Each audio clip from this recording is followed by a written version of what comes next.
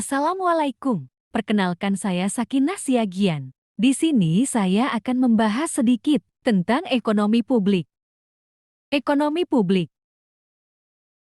Ekonomi publik adalah jenis ilmu ekonomi yang membahas tentang kebijakan pemerintah dalam perekonomian. Dalam ekonomi publik, ada beberapa pembahasan, antara lain. Pertama, ekonomi normatif dan positif. Ekonomi normatif adalah pendekatan ekonomi dalam mempelajari perilaku ekonomi yang terjadi dengan mencoba memberikan penilaian baik atau buruk berdasarkan pertimbangan kira-kira atau subjektif.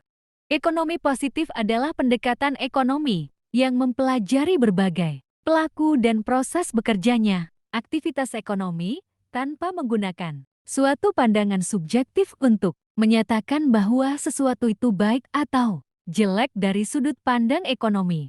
Kedua, individu, masyarakat, sistem perekonomian dan pembangunan. Manusia merupakan makhluk individu yang ingin bebas merdeka, namun manusia tidak terlepas dari interaksi dengan individu yang lain.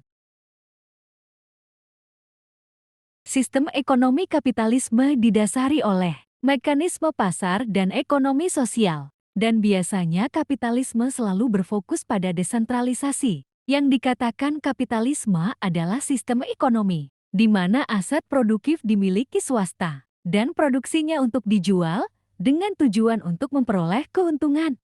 Sosialisme demokrat, aliran sosial demokrat yang timbul di Eropa Barat bersifat moderat, reformis, revisionis. Mereka menyebutkan bahwa sistem kapitalisme tidak akan jatuh kolaps dan buruh tidak akan menjadi miskin, dan sebaliknya jika kelas buruh makin berperan dalam menciptakan kehidupan pol.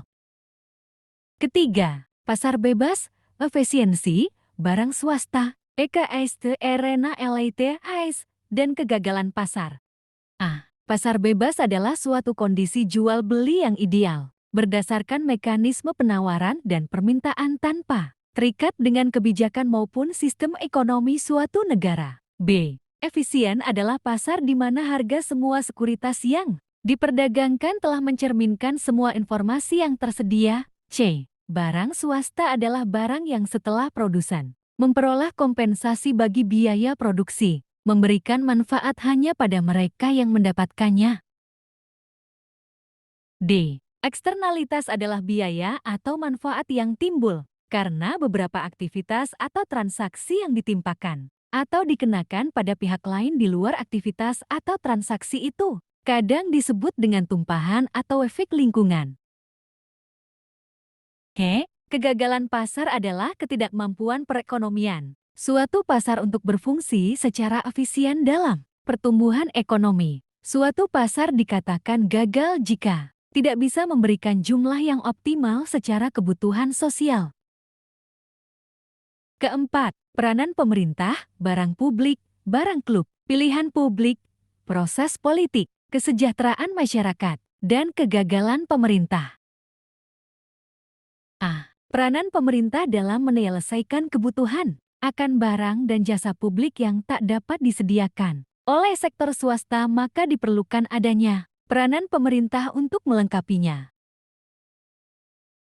B. Barang publik adalah barang yang dimanfaatkan oleh masyarakat yang mengandung dua sifat pokok, yaitu non-rival dan non-excludable. Non-rival artinya penggunaan satu konsumen terhadap suatu barang tidak akan mengurangi kesempatan konsumen lain untuk juga mengkonsumsi barang tersebut. C. Pilihan publik. Telah disebutkan bahwa masyarakat atau publik menentukan pilihannya terhadap barang swasta, dan barang publik bergantung pada keinginan untuk memenuhi kebutuhannya. D. Proses politik. Telah dikemukakan adanya partai politik, yaitu bentukan sekelompok individu dengan ide yang sama terhadap peranan pemerintah serta isu lain.